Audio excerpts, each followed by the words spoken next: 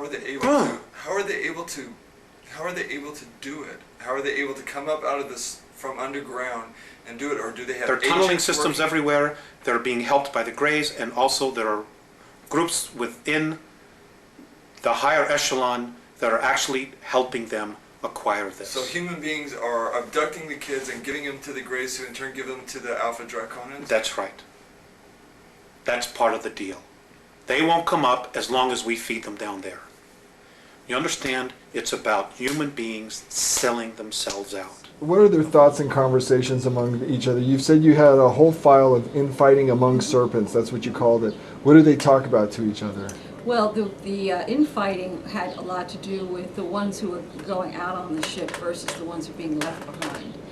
And they are very, very angry at that, the left behind ones. Now, the ones going out on the ship are all going to be killed anyway, so it doesn't matter, because they're going to be brought down by the Pleiadians and the others.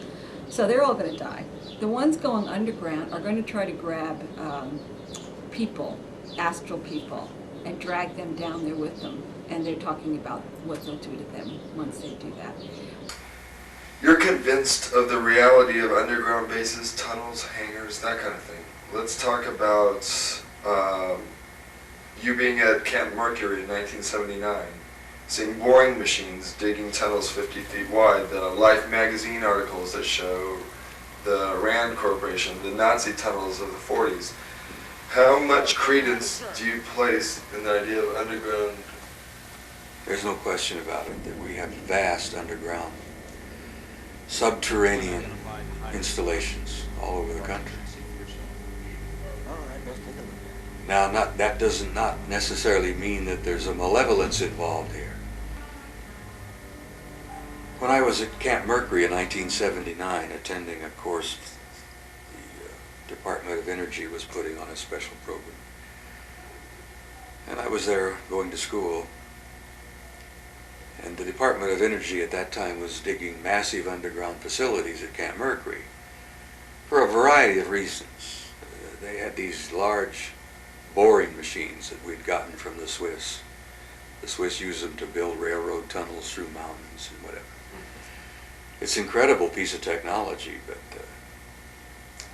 they were building facilities back in the mountains, and they were going down, and then they were going back for some of the underground shots. After we signed the treaty with the Soviets years ago, no more surface shots. So any nuclear test would take place underground, and they were building these big, enormous facilities.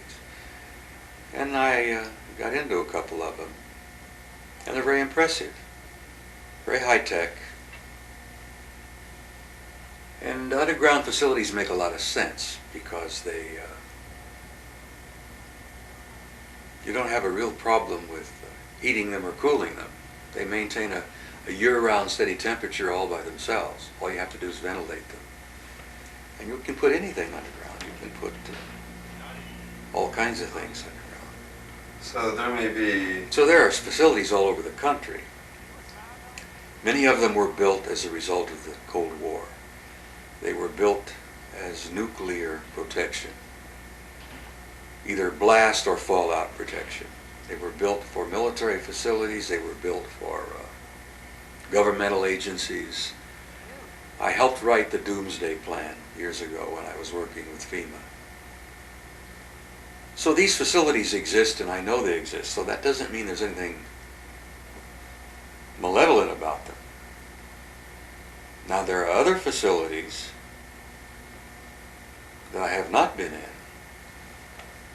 that I understand are much more complicated, much faster. Anyhow, when I was at Mercury in 1979, we ran into a few of them. And what was interesting, which I found intriguing, is that the guys who were digging the tunnels ran into some tunnels they didn't even know about. That was intriguing. That was fascinating. They were digging tunnels of their own and ran into other tunnels that they had not built, and they don't know who built them. Now, I've never heard since what they ever found, where these tunnels went, what they were part of. But there were tunnels from Camp Mercury running across to Groom Lake and to S4, Site 51. So that